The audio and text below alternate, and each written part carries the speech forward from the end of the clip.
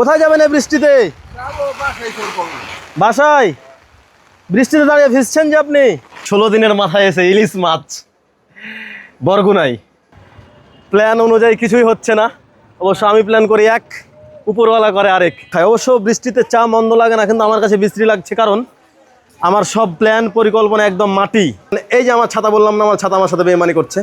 আমার ছাতা একলা একলা দৌড় দিচ্ছে। এটা কি আপনাদের আসলে ট্রেডিশন? মানে কাঁচা লবণ খাওয়া এভাবে অভ্যস্ত। সকাল 6টা থেকে প্রচণ্ড পরিমাণে বৃষ্টি পড়ছে। এখন বাজতে যাচ্ছে প্রায় 9টা। 3 ঘন্টা যাবত আমি এখানে আটকা আছি। এটা হচ্ছে বাস স্ট্যান্ড এবং আমাকে ইনশাল্লাহ যাওয়া লাগবে বরগুনা। এই হচ্ছে আমার বাস এবং আমি আলহামদুলিল্লাহ বাসে উঠে বসছি।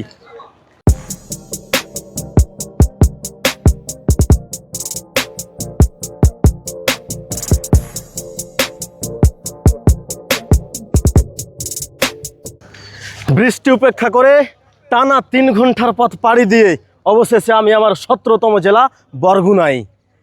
সমুদ্র, নদী আর প্রকৃতির এক মেলবন্ধন এই বরগুনা জেলা। এখন আমার একটি রাত থাকার বা মাথা গোজার ঠাঁই খুঁজে বের করতে হবে এই আমার 17তম জেলা বরগুনায়। হোটেল মৌমিতা আবাসিক, কাজী নজরুল ইসলাম রোড, বরগুনা। এখানে গিয়ে দেখি। বরগুনা শহরে প্রায় 2 ঘন্টা যাবৎ হোটেল খুঁজছি, কোনো প্রকার কোনো হোটেল আমার কপালে মিলে নাই। আর একে বৃষ্টি, পাগল হওয়ার মতো অবস্থা। অবশেষে হোটেল মৌমিতাতে আমাকে দেয়া হয়েছে 203 নম্বর রুম। এন্ট্রি চলছে, বয়স 27-28 একটা দিয়ে দিলেই হলো। এন্ট্রি চলছে, এন্ট্রি কার্যক্রম শেষে আমি আমার রুমে যাব ইনশাআল্লাহ। অবশেষে বরগুনাতে আমার মাথা গোজার একটা ঠাঁই হয়েছে এবং আমাকে দেয়া হয়েছে 203 নাম্বার রুম। এই হচ্ছে 203 নাম্বার রুম। আমার প্ল্যান এক, তো আল্লাহর প্ল্যান আরেক। বরগুনাতে সকাল থেকে যেই পরিমাণ বৃষ্টি পড়ছে, আমার কোথাও কোনো প্রকার কোনো এখান থেকে নড়ার ওয়ে নাই। আমি এখন আছি বর্তমানে বরগুনার মেইন বাজারে, নজরুল ইসলাম সড়ক। এই ছোট ভাই, বলো ভাই দাঁড়ায় আছেন, এক কাপ চা খায়। অবশ্য বৃষ্টিতে চা মন্দ লাগে না, কিন্তু আমার কাছে বিশ্রী লাগছে, কারণ আমার সব প্ল্যান পরিকল্পনা একদম মাটি।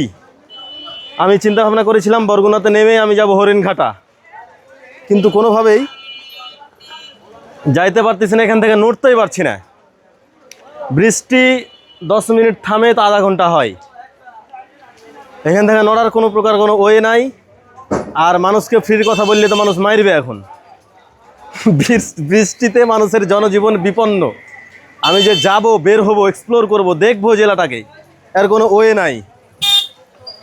করুণ অবস্থা, দাঁড়িয়ে চা খাচ্ছি। অবশেষে বৃষ্টি উপেক্ষা করে আমি বাজারের ভিতর দিয়ে বের হয়েছি। যে দোকানে দাঁড়িয়েছিলাম ওনারা রাজশাহী বিভাগের খুব নাম করলো। এই জিনিসটা আমার অনেক ভালো লাগলো যদিও, তবে আমার জন্য খুব কষ্টকর হচ্ছে এই বৃষ্টির ভিতরে ঘোরা। বৃষ্টি আমাকে এতই পরিমাণে প্যারা দিচ্ছে যে এখন মনে হচ্ছে যে এইভাবে ঘুরতে না বের হয়ে ওই মায়ের কোলে শুয়ে 2টা ডাল ভাত খাইলেই ভালো হইতো। এই বৃষ্টির সিজনটা উপভোগ করতো। মা গরম গরম খিচুড়ি রান্না করে দিত, আর আমি বসে বসে খাইতাম লেবু দিয়ে আর আচার দিয়ে। কিন্তু আসলে কিছু করার নাই, বের যখন হয়েছি লক্ষ্য তখন আমাকে পূরণ করাই লাগবে। তবে সমস্যাটা হচ্ছে বৃষ্টি, প্রচণ্ড পরিমাণে বৃষ্টি। আর বৃষ্টি তেমনিতে তো সমস্যা হয়, তারপরে আবার নদী নালা আর খালেই তিনে বরিশাল, বরগুনা বরিশালের ভিতরেই। এই কারণে আরও বেশি প্যারা হচ্ছে। ছাতাটা বন্ধ করি, বৃষ্টিটা একটু কমছে। তবে আমার যে প্ল্যান ছিল যে আমি ওই হরিণঘাটা ইকো পার্ক যাব, সেখানে কোনোভাবেই যাওয়া পসিবিলিটি নাই আমার, কারণ সন্ধ্যার ভিতরে আমাকে যেহেতু ব্যাক করতে হবে। এখন যদি আমি যাই তাহলে যাইতে যাইতে প্রায় 5টা বাজবে। ওইখানে থেকে আবার রাত্রের ভিতরে ব্যাক করা আমার জন্য একটু কষ্টকর হয়ে যাবে। প্ল্যান অনুযায়ী কিছুই হচ্ছে না। অবশ্য আমি প্ল্যান করি এক, উপরওয়ালা করে আরেক। ঠিক আছে ভাই, ভালো থাকবেন। আল্লাহ হাফেজ ভাই। অনেকের সাথেই দেখা হচ্ছে, কথা হচ্ছে, অনেকে সংবর্ধনা জানাচ্ছে, কিন্তু সমস্যা হয়ে যাচ্ছে বৃষ্টি। এবং এই বৃষ্টির উপেক্ষা করেই ভেতরে আমি জেলা পরিষদের সামনে, জেলা পরিষদ কার্যালয় বরগুনা। তবে এই বৃষ্টিতে নিজেকে মেলে ধরা বৃষ্টিতে নিজেকে নিজের মতো করে এক্সপ্লোর করা সো টাফ। চাচা ভালো আছেন? কোথায় যাবেন এই বৃষ্টিতে? বাসায়? বৃষ্টিতে দাঁড়িয়ে ভিজছেন যে আপনি? গাড়ি কি অটো? একটা পাইলেই হয় না? ও আচ্ছা, বৃষ্টিতে ভিজেন না কাকা। আমি এখন দাঁড়িয়ে আছি জেলা গ্রন্থাগারের সামনে, আর এই ছাতাও আমার সাথে বেইমানি করছে। ছাতাকে রাখছি একভাবে, তো উনি থাকতে চাচ্ছে আর একভাবে, ছাতাও আমার কথা শুনছে না। এবং এখন বর্তমানে গল্প করার সঙ্গী আমার এই ভাই নাম দেলোয়ার হোসেন ভাই। এই ভাইয়ের সাথে আপাতত এই তুমুল বৃষ্টির ভিতরে নিরুপায় হয়ে এক প্রকার এই জেলা গ্রন্থাগারের সামনে, গেটের সামনে দুইজন মিলে দাঁড়ায় আছি। কোনো রক্তের সম্পর্ক নাই, কোনো আত্মিক সম্পর্ক নাই, তবুও আমরা বাঙালি, আমরা ভাই ভাই। ভাই আমাকে যথেষ্ট সুন্দর সঙ্গ দিচ্ছেন এবং মোটামুটিভাবে একাকিত্বটা কাটছে।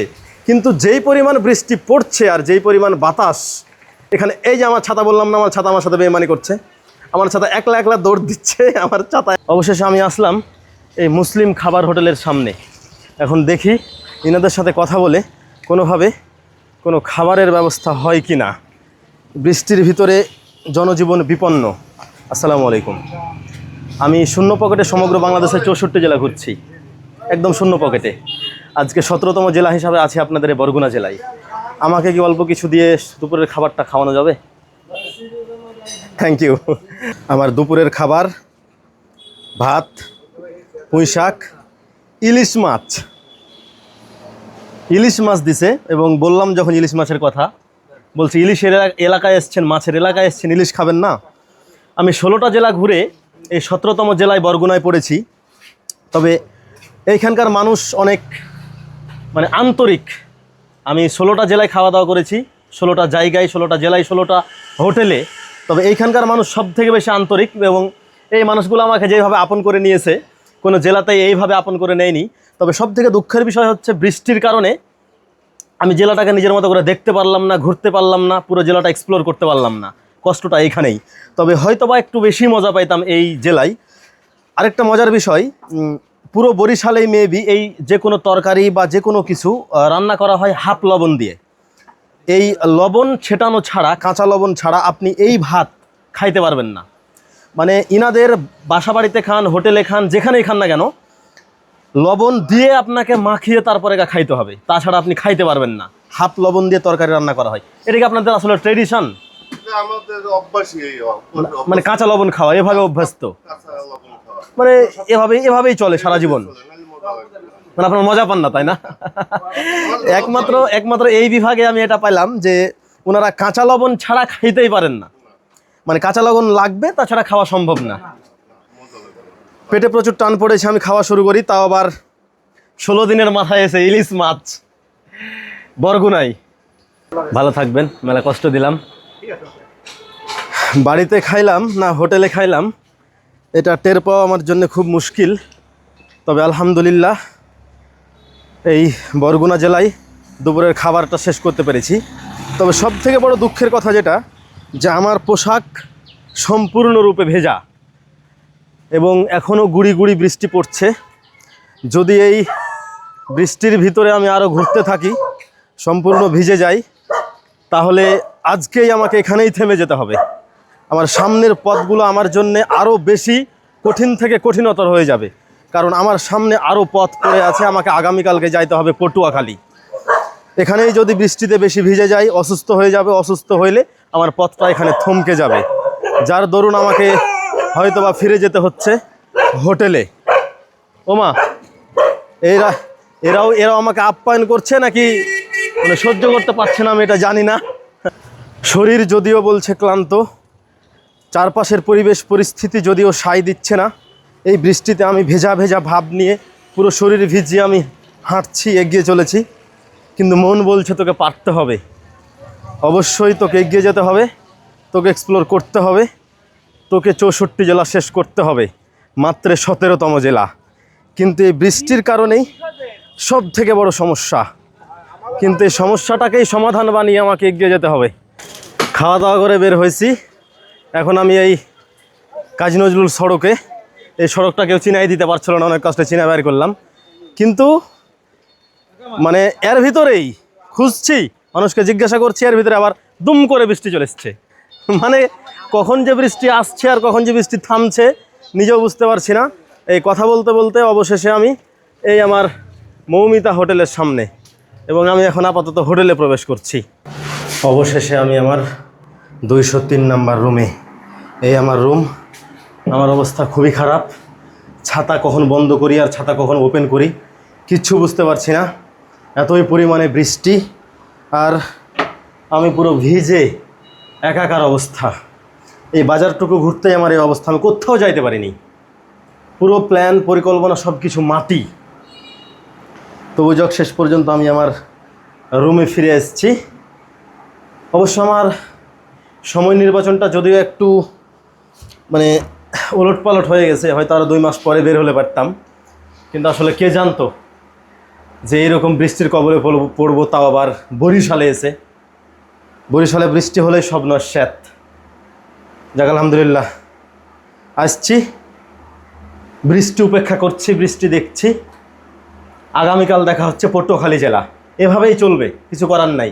অনুগ্রহ করে আপনারা একটু সাপোর্ট করেন, আপনারা একটু ভালোবাসা দেন, তাহলে আমার মনে স্পৃহা জাগবে। মাঝে মধ্যে মন চাইছে সব কিছু ছেড়ে বাড়ি চলে যাই, মায়ের কোলে গিয়ে ঘুমাই, কিন্তু আমাকে থেমে গেলে চলবে না। আমাকে 64 জেলা শেষ করতে হবে, দেন বাসায় ফিরতে হবে। আল্লাহ যদি সহায় থাকে আমি 64 জেলা শেষ করার আগে বাড়ি ফিরছি না ইনশাআল্লাহ। জাযাকাল্লাহু খাইরান। আসসালামু আলাইকুম।